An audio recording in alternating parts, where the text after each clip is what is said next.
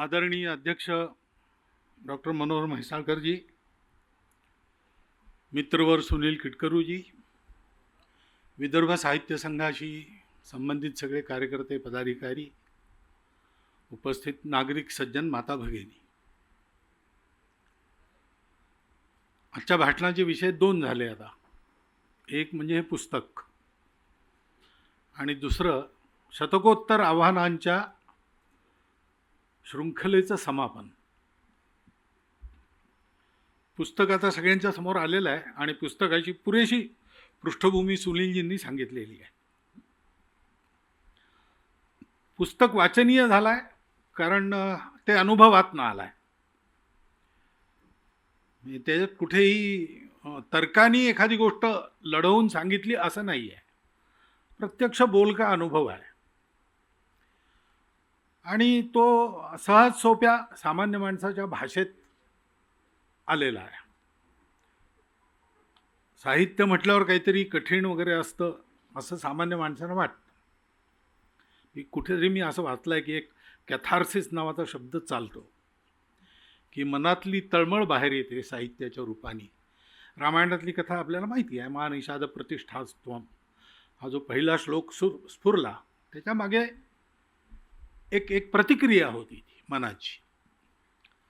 हे पुस्तक तसंच आलेलं आहे. म्हणजे 10 वर्ष तिथे काम केलेलं आहे. त्यानंतरही पूर्वांचलांच्या इकडे येऊन शिकणाऱ्या विद्यार्थ्यांशी अनेक लोकांशी संबंध, त्या कामात सक्रिय सहभाग असा असल्यामुळे ती संवेदना ही या पुस्तकाच्या रूपाने बाहेर आली आहे आणि म्हणून हे पुस्तक जिवंत आहे. बाकी साहित्यिक मूल्य वगैरे याचा या पुस्तकाशी विचार मी करत नाही, कारण त्यांनी जे सांगितलं की खरोखर आपल्याला माहिती नाही आहे. आपला देश म्हटल्यावर त्याची माहितीच नाही. आपलं शरीर म्हटल्यावर आपल्याला माहीत असू नये त्या शरीराची, असं चालत नाही. तसं पुष्कळ बाबतीत असं आहे. म्हणजे उत्तर पूर्वही आहे आणि आपण खूप आत गडचिरोली, चंद्रपूर तिकडल्या आतल्या भागात जर गेलो तर आपल्याला माहीत नसणाऱ्या अनेक गोष्टी तिथे आहेत माणसांविषयीच्या. आजकाल इतकं विश्व मर्यादित झालं आहे, तसं गुगल वगैरे सगळं असल्यामुळे विश्वातल्या सगळ्या गोष्टी माहिती असतात असा एक गैरसमज आहे. परंतु विश्वातल्या गोष्टींची माहिती बोटांच्या अग्रावर ठेवणाऱ्याला तुझ्या गावाच्या बाहेरची नदी तिचं नाव काय असं विचारत तो सांगू नाही शकत. ही सत्य स्थिती आहे. त्याच्यामुळे बुद्धीनी इन्फॉर्मेशन यायला लागली, पण मनातली ती जी आर्तता आहे ती कोरडी व्हायला लागली की काय असा संशय येतो. ती आर्तता आपल्या देशाविषयी असली पाहिजे. उत्तर पूर्वांचल हा आपल्या देशाचा रामायण कालापासून भाग आहे. म्हणजे सुग्रीवाचे वंशज आम्ही असं तिथे कार्बी आंग्लॉंगमध्ये लोक म्हणतात. घटोत्कचाचे वंशज आम्ही असं तिथे म्हणतात. हिडिंबेचं घर दाखवतात. त्रिपुराच्या राज्यघराण्यात आजही महाभारत काळापासून त्यांची आणि जी वंशावळी आहे ती आहे आणि असं सांगतात ते आमच्याकडे युधिष्ठिराने दिलेलं सिंहासन आहे. पाहायला सुद्धा मिळतं ते कधी कधी. पण इतका जो आपला संबंध आहे त्या संबंधाची उपेक्षा झाल्यामुळे अनेक समस्या उभ्या राहिल्या आणि म्हणून ती माहिती सगळ्यांना असली पाहिजे. या तळमळीतून आलेलं हे पुस्तक आहे. सगळ्यांनी वाचावं आणि लोकांना विकत घेऊन वाचायला लावावं, कारण विकत घेतलेल्या गोष्टीचं मूल्य असतं लोकांना. असं हे पुस्तक झालेलं आहे. पण या पुस्तकाचा उल्लेख मी केवळ आज त्याचं प्रकाशन झालं म्हणून नाही करत. ती शतकोत्तर आव्हाने नावाची जी गोष्ट आहे त्याच्याशी मला असं वाटतं त्याचा संबंध आहे. आव्हानं म्हणजे एक परिस्थिती असते आणि त्या परिस्थितीतून पार होणं किंवा ती परिस्थिती बदलवणं याची कुणाला तरी अर्जन्सी असते. ज्याला ती अर्जन्सी असते त्याला ते आव्हान वाटतं.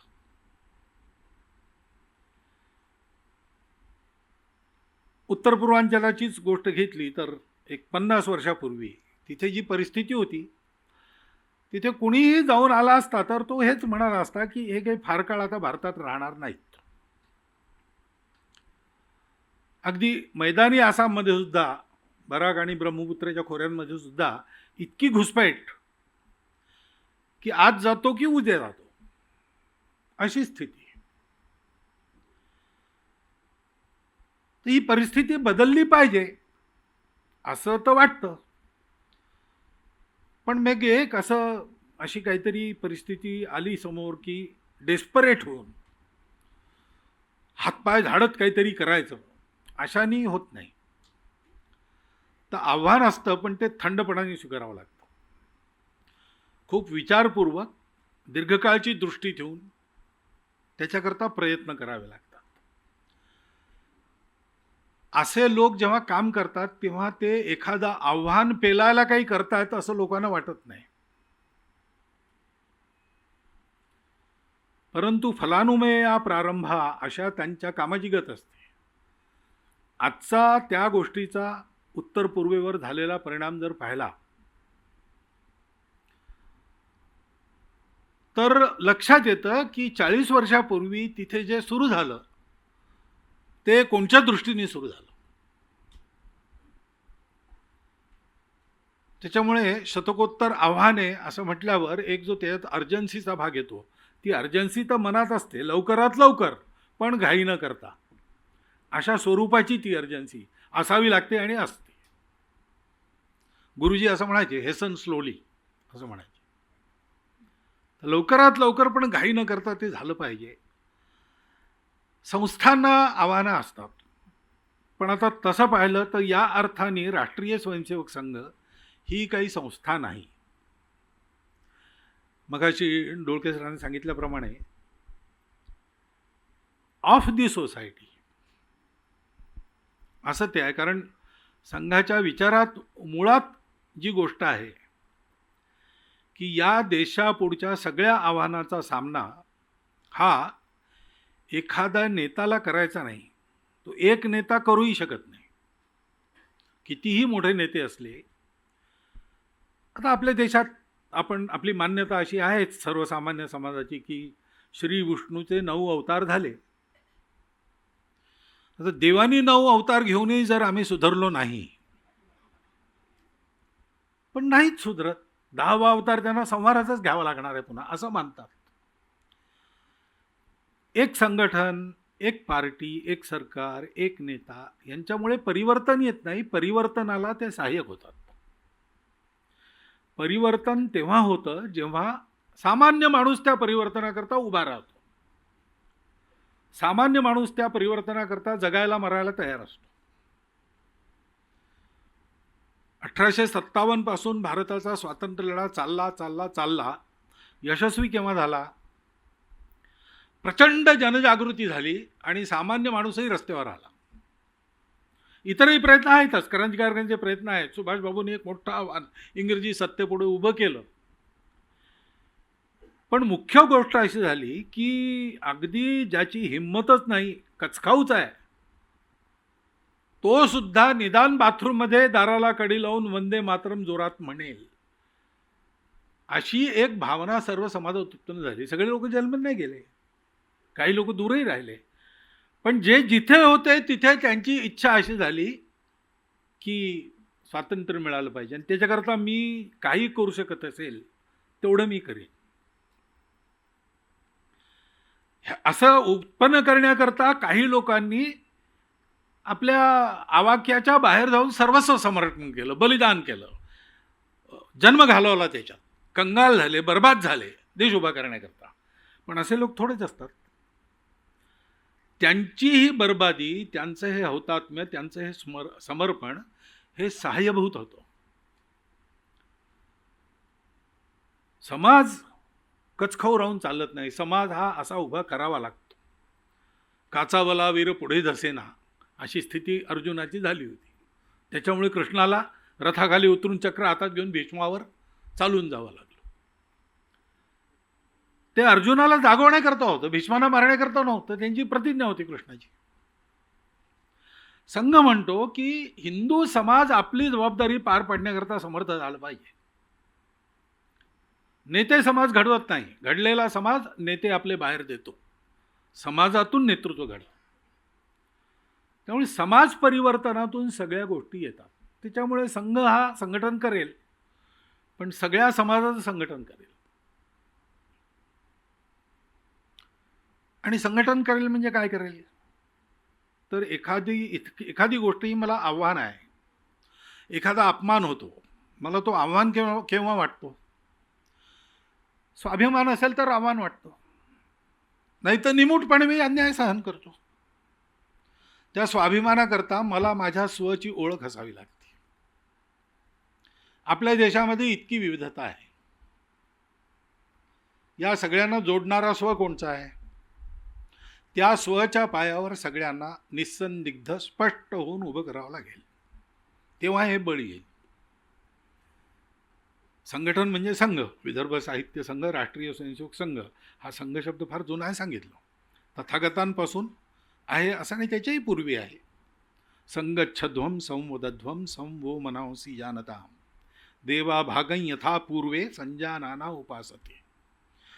संघभावानी वागायचं का? कारण असं वागूनच देवानी काही काही म्हणजे त्याच्याही पलीकडे पूर्वीची परंपरा ते सांगतं. आणि त्यामध्ये समाजाच्या भिन्न रीतीभाती, खानपान रीतिरिवाज, भिन्न पंथ संप्रदाय, भिन्न भाषा प्रांत हे आड येत नाही. कारण पुढच्या रुचेत असं आहे, समानो मंत्र समिती समानी समानम मनस्सह चित्तमेशाम. विनोबाजी याच्यावर टिप्पणी करतात. ते म्हणतात ऋग्वेदकारांना माणसांच्या मनाचं, प्रकृतीचं, मानसशास्त्राचं खूप ज्ञान होतं. याचा पुरावा याच्यात आहे. सगळीकडे सम शब्द वापरला आहे. समानो मंत्र समिती समानी समानम मन. पण चित्त हा शब्द आल्यावर सम शब्द नाही आहे, सहचित्त आहे. कारण मनुष्य हा प्राणी असा आहे की प्रत्येकाचं विश्व वेगळं असतं. एकाच विश्वात राहू नये. प्रत्येकाचं आपलं एक विश्व असतं, प्रत्येकाचा आपला एक विचार असतो, प्रत्येकाचं आपलं मत असतं, आवडनिवड असते. त्याप्रमाणे तो स्वतःला ठेवतो. त्यांच्या मनामध्ये, चित्तामध्ये समानता आणणं शक्य नाही. किंबहुना त्यांच्या चित्तामध्ये विविधता असणं हे प्रकृतीचं सौंदर्य आहे. म्हणून ऋग्वेदकारांनी समशब्द न वापरता सहचित्त वापरला. हे सगळं असून सुद्धा हे सगळे एकत्र राहतील, सहभावना. ही सहभावना सगळ्या समाजात उत्पन्न करायची. तो समाज सगळा विचार करेल. देशापुढे आव्हानं पुष्कळ आहेत, ती सगळी स्वीकारली पाहिजे. हा विचार करून संघ सुरू झाला आणि आता 100 वर्ष पूर्ण होतील 25 मध्ये. या 100 वर्षाचा अनुभव जो संघाचा आहे, एकतर संघाला सगळ्या समाजाला संघटित करायचं असल्यामुळे विरोध होतो, असं होतं तसं होतं. ही काही आव्हानं नाही, ही एक स्थिती आहे ज्याच्यातून आम्हाला जावं लागतं. उपेक्षेची एक स्थिती होती, पार केली. विरोधाची स्थिती होती, ती जवळजवळ पार झाली आहे. अनुकूलतेची स्थिती आहे, त्याच्यातूनही सुखरूप पार व्हायचं आहे आणि सगळ्यांनाच जोडायचं. कालचे विरोधकसुद्धा हे संघाचे झाले पाहिजेत. ते सगळे लोक संघाच्या शाखेतच येतील असं नाही आहे. परंतु मूळ संघ काय आहे? प्रामाणिकता, देशभक्ती, अनुशासन, स्वचं पक्क आणि स्पष्ट भान, आपल्या राष्ट्राविषयी स्पष्ट कल्पना आणि जीवनामध्ये देशाकरता जगण्या मरण्याचा निश्चय. हे वातावरण समाजात असलं पाहिजे. प्रत्येक माणूस तसाच होईल असं नाही आहे. परंतु समाज हा फॅशनमध्ये चालतो. त्यामुळे समाजातले ज्यांच्या मागे समाज जातो त्या लोकांचं व्यक्तिगत आणि राष्ट्रीय चारित्र्य हे असं असलं पाहिजे. मग एक काळ स्वातंत्र्य आंदोलनाचा असा होता की त्यावेळच्या अगदी गल्लीतल्या नेत्यापासून तर अखिल भारतीय कीर्तीच्या नेत्यांपर्यंत सगळ्यांचं जीवन असं दिसत होतं लोकांना. आणि त्याच्यामुळे सिनेमा काढला तर त्याचा हिरो सुद्धा पांढरी टोपी घालून खादीच्या वेशातच दिसायचा. कारण सगळीकडे वातावरण ते होतं. चांगला माणूस, हिरो म्हणजे काय? तो खादीचे कपडे घालणार, आंदोलनात भाग घेणार, जेलमध्ये जाणार, देशाकरता जगणार. हे वातावरण कधी कधी आजही उत्पन्न होतं. कारगिलची लढाई झाली तेव्हा कितीतरी लोकांनी पैसे दिले. भिकाऱ्यांनी सुद्धा 3 दिवस भीक मागून सगळं कारगिलच्या फंडात दिलं. अकोल्याला ट्युशन क्लासेस चालतात, त्यांनी ट्युशनची सगळ्या वर्षभराची फी फंडात देऊन टाकली. हे वातावरण जेव्हा असा प्रसंग येतो तेव्हा उभं राहतं. आव्हान येतं, ज्याला आव्हान म्हणतो, की लगेच समाज उभा राहतो. परंतु ही आव्हानं परिस्थिती जी येतात याचं कारण असं आहे की मध्ये मध्ये आपण झोपतो. जागृत राहण्याच्या पाठीमागे काही आव्हान वगैरे येत नाही, आणि त्याच्यामुळे देशाला नित्य जागृत ठेवणारा समाज तो घडवायचा. असं असल्यामुळे आज ना उद्या सगळ्या समाजाला संघटित करायचंच आहे. सगळ्या समाजाला संघटित करायचं आहे, पण ते एका तत्वावर करायचं आहे. बाय हुक ऑर क्रूक, लोकप्रियतेच्या मागे धावून असं नाही करायचं. त्याच्यामुळे लोकप्रियतेची संघाला काही जरूर नाही आहे.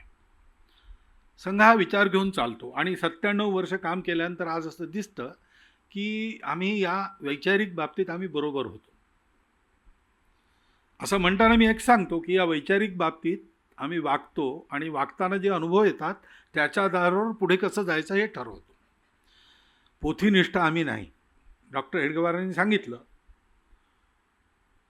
तो शब्द वज्रलेप त्यांनी पुस्तकात जर काही त्यांचं लिहिलं असेल तर ते असं नाही आहे. त्यांनी एक दिशा दिली. हिंदुस्थान हिंदू राष्ट्र आहे, संपूर्ण हिंदू समाज देशाचा जबाबदार समाज आहे, तो असा झाला पाहिजे. हे झाल्याशिवाय कोणतंही चांगलं काम यशस्वी होऊ शकत नाही. ते अनुभवाच्या कसोटीवर आज सिद्ध झालेलं आहे. म्हणून डॉक्टर अब्दुल कलाम म्हणतात की आपल्या देशामध्ये सगळी क्षमता आहे, पण त्याच्याकरता आपल्याला लोकशक्ती जागरण केलं पाहिजे. त्यांचे शब्द आहेत. अरुणाचलातलंच भाषण आहे त्यांचं. लोकशक्ती जागरण करण्याकरता आपल्याला आपल्या प्राचीन संस्कृतीच्या मूल्यांचं पुनरुज्जीवन केलं पाहिजे, हे त्यांचं वाक्य आहे. डॉक्टर वर्गीस कुरियन, अमूलवाले, ते म्हणतात, अमूलच्या प्रयोगाचा माझा निष्कर्ष काय, त्यांचं I too have a dream आत्मचरित्र आहे, त्यात आहे की सरकारच्या मागे लागणं सोडून जोपर्यंत आपण जनतेला जागृत करणार नाही तोपर्यंत भारतामध्ये कोणतंही चांगलं काम यशस्वी होणार नाही. तर जनतेची जागृती आणि जनतेची सततची जागृती ही करायला जे आवश्यक आहे त्याच्यावर पक्क राहून जनता जोडायची. त्याच्यामुळे लोकप्रियतेच्या मागे लागून चालत नाही. त्याच्यामुळे 90% आव्हानं निरस्त होऊन जातात. आजच्या कार्यपद्धतीत आव्हानं नाही, परिस्थिती आहे ती बदलायची आहे. रस्ता आम्हाला माहिती आहे, आम्ही हळूहळू काम करतो. पण तरी 100 वर्ष व्हायला आली तर आता काय काय विचार करायला लागेल. एक तर जे मी म्हटलं, साधारणपणे दर 12-15 वर्षांनी संघात एक आमूलाग्र चिंतन चालतं. अगदी शाखेत जाणाऱ्या मुख्य शिक्षकापासून तर सरसंघ चालकापर्यंत सगळीकडे तो विचार फिरतो, पुनर्विचार प्रत्येक गोष्टीचा. अगदी बारीक सारीक गोष्टीसुद्धा योग्य आहेत नाहीत, अनुभव काय आहे, कसं नवीन काय, काय घ्यायचं काय सोडायचं, आणि त्याच्या आधाराने संघटनेमध्ये आवश्यक तो बदल केला जातो. ही प्रक्रिया पुढे कायम राहिली पाहिजे, कारण आता खूप मोठा वर्ग हा संघाशी जुळलेला आहे.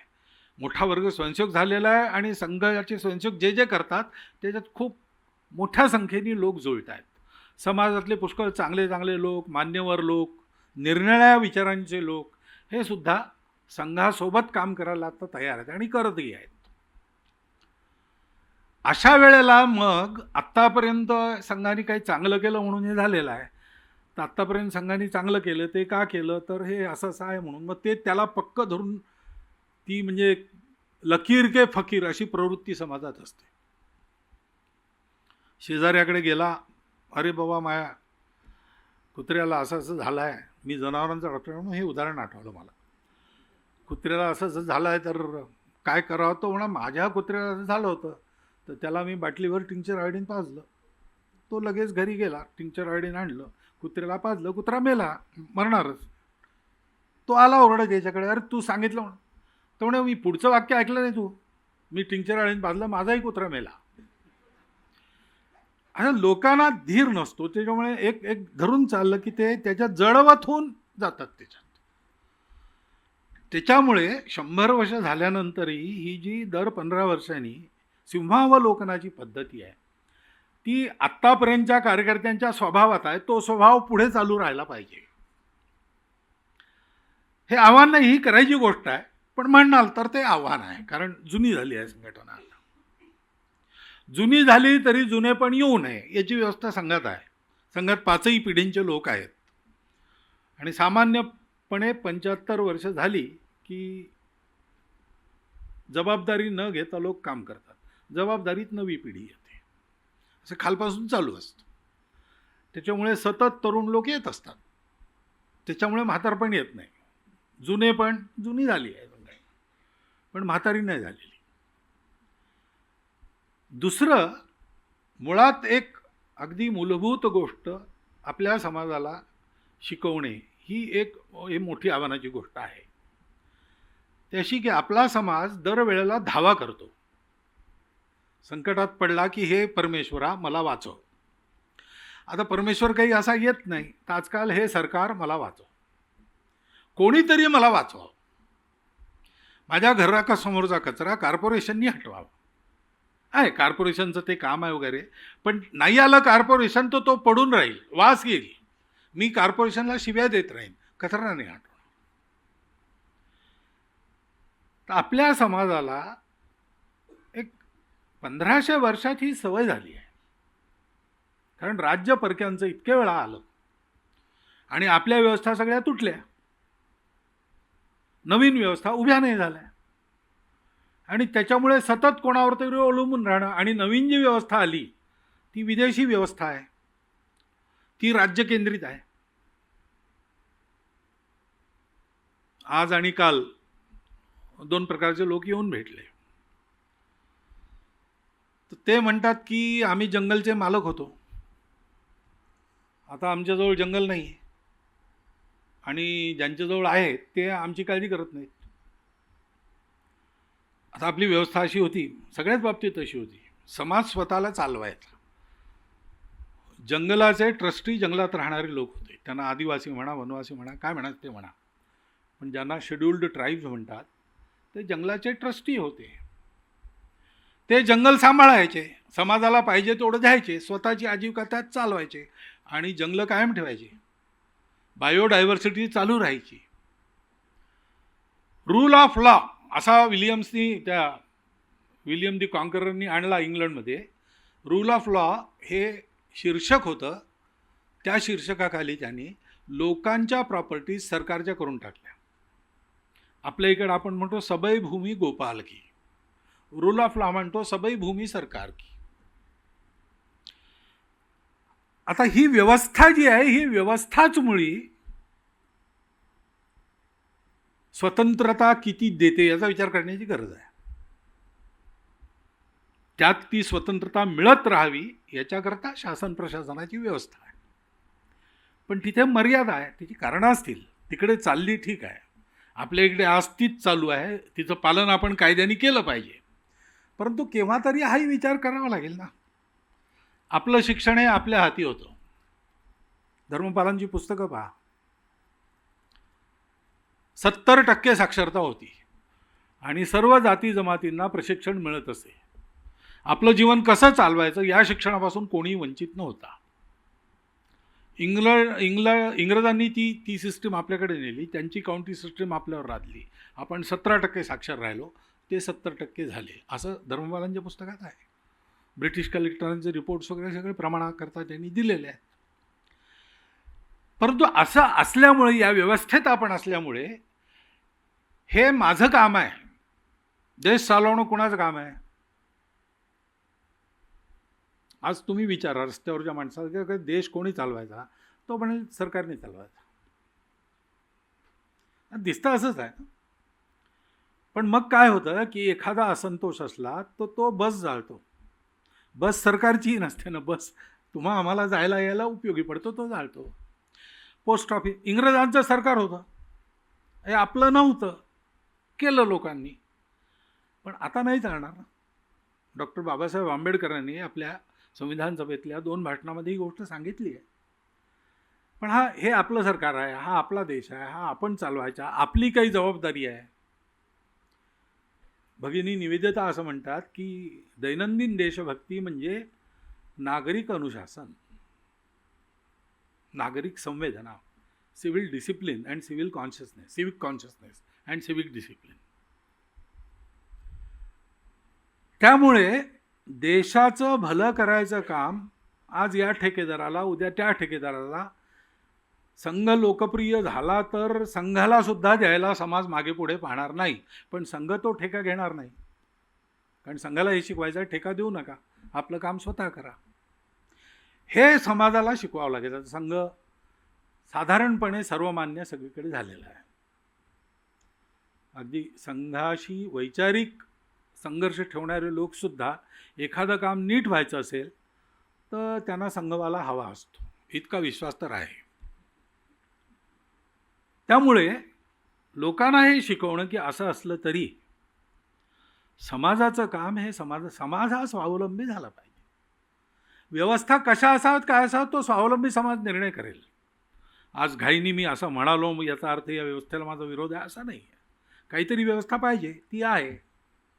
पण केव्हा तरी समाजाला स्वावलंबी होऊन याचा विचार करावा लागेल की हा देश आम्ही चालवायचा, आमची काही कर्तव्य आहेत, हे सगळं आम्ही करायचं, संघाने करायचं असं नाही. संघ सहाय्यक होईल, नेते सहाय्यक होतील, निरनिराळे पक्ष सहायता करतील, निरनिराळी सरकारं सहायता करतील. समाज जागृत असेल तर, समाज मालक आहे, त्यांनी जागृत राहिलं तो समाज तर हे सगळे आपलं काम करतील. आपल्या समाजामध्ये ही परावलंबिता घालवून स्वावलंबिता आणणे हे काम करणं हे फार मोठं काम आहे, मन बदलवायचं काम आहे. आणि जितक्या लवकर ते होईल तितकं बरं असं काम आहे. आणि आता आम्ही असं म्हणू शकत नाही की आमचं कोण ऐकतो, आम्ही तर फार लहान आहोत. आता आम्ही लहान नाही. तर ही एक जबाबदारी आहे आणि ही नवीन जबाबदारी आहे आणि ही आता आम्हाला पेलावी लागेल. दुसरी गोष्ट की संघ ज्यामुळे मोठा झाला, वाढला, सगळ्यांच्या विश्वासाचं पात्र झाला, त्याच्यामागे काही मूल्य आहेत, ती शाश्वत आहेत. संघटनेचं रूप, शैली या सगळ्या बदलत असतात, बदलल्याच पाहिजे. पण संघटनेची मूल्य बदलत नाहीत. आणि त्याच्यामुळे ध्येयनिष्ठा, आत्मीयता, अनुशासन आणि देशाकरता काम करायचं असलं की कोणीही परका नाही, देशाकरताच काम करायचं, संघाला दुसरं काही करायचंही नाही. पण कोणी विरोध जरी करतो तरी ठीक आहे, त्याच्या विरोधाचा त्रास होणार नाही इतकी व्यवस्था आपण करू, पण तो आपलाच आहे, तो आपलाच आहे. असं सगळ्यांकडे आपल्यापणाने पाहणं. खूप कडवट विरोध चालतात, अत्याचारसुद्धा होतात, त्याच्यापायी हत्यासुद्धा होतात स्वयंसेवकांच्या. पण हे करणारे सुद्धा उद्या याच समाजाचे घटक असल्यामुळे त्यांना सामावून घ्यावंच लागणार आहे. आणि म्हणून लढावं जरी लागलं तरी विगतज्वर होऊन लढायचं. थोडे लोक होतो, क्लास संघटना होती तेव्हा ठीक होतं, फार सोपं होतं हे सगळं प्रबोधन वगैरे. आता ही मासच्या जवळ चाललेली आहे संघटना, त्यामुळे सर्वव्यापी हा स्वभाव करायचा. संघ जसा आहे डॉक्टर हेडगेवारांचा तसाच तो कार्यपूर्तीपर्यंत राहायला पाहिजे, हे टिकवून ठेवायचं. ही दुसरी आवश्यकता आहे. एका अर्थाने ते आव्हान आहे, कारण आता अनुकूलतेचा काळ आहे आणि त्याच्यामुळे प्रामाणिकपणाने निस्वार्थ बुद्धीने मी काम करतो.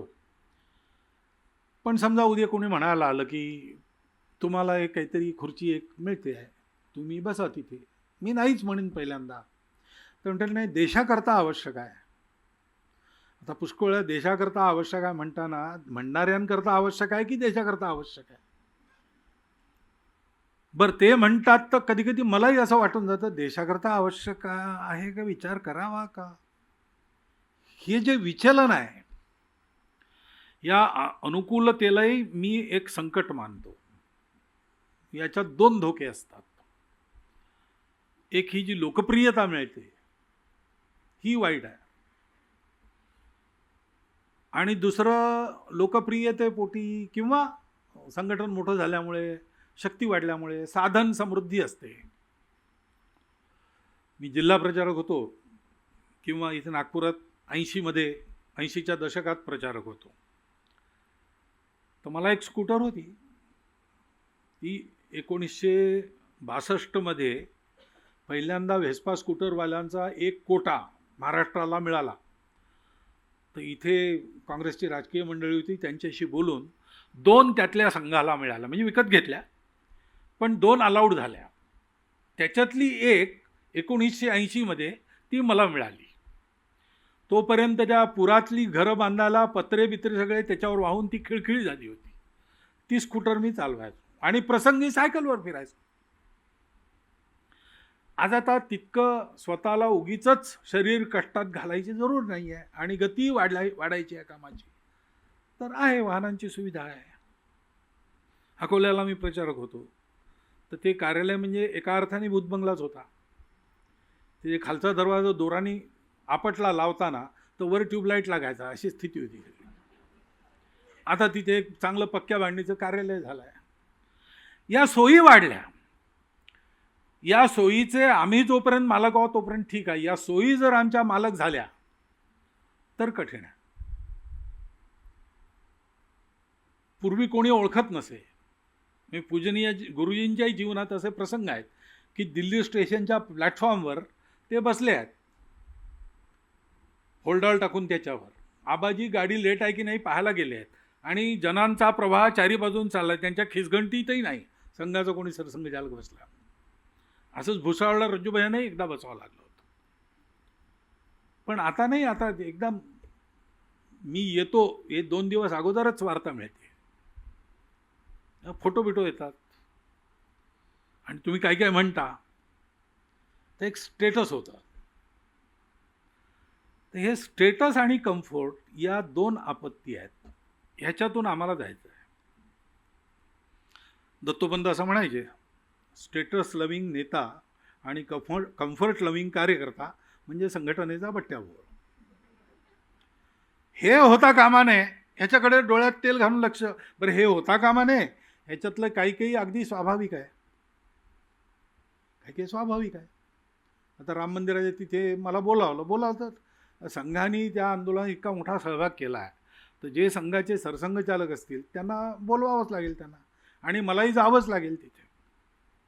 तर मी दिसेन टी व्हीवर लोकांना. याला मी नाही थांबवू शकत, पण मी दिसलो की नाही हे नंतर पाहणे गुगलवर, हे मी थांबवू शकतो ना. आम्हा सगळ्यांनाच हा विवेक ठेवून या अनुकूलतेच्या कंटकांमधून सुद्धा पार व्हायचा आहे, हे भान ठेवून चालणे. अशा काही गोष्टी आहेत. पण संस्था संघ नसल्यामुळे हे करणं सोपं आहे, हे करायचं आहे, हे आमच्या लक्षात असलं की हे होईल. रस्ता आमचा ठीक आहे, आमच्याजवळ सत्य आहे, आपण सगळ्यांना जोडू इच्छितो, कोणालाही तोडू इच्छित नाही, आणि आपलं राष्ट्र उभं राहील ते जगाला जोडेल, जगामध्ये कोणालाही तोडणार नाही, हा त्याचा स्वभाव आहे. त्याच्यामुळे हे कार्य सत्य आहे. त्यामुळे म्हणण्यासारखं आव्हान त्याच्यासमोर असं घेणार नाही.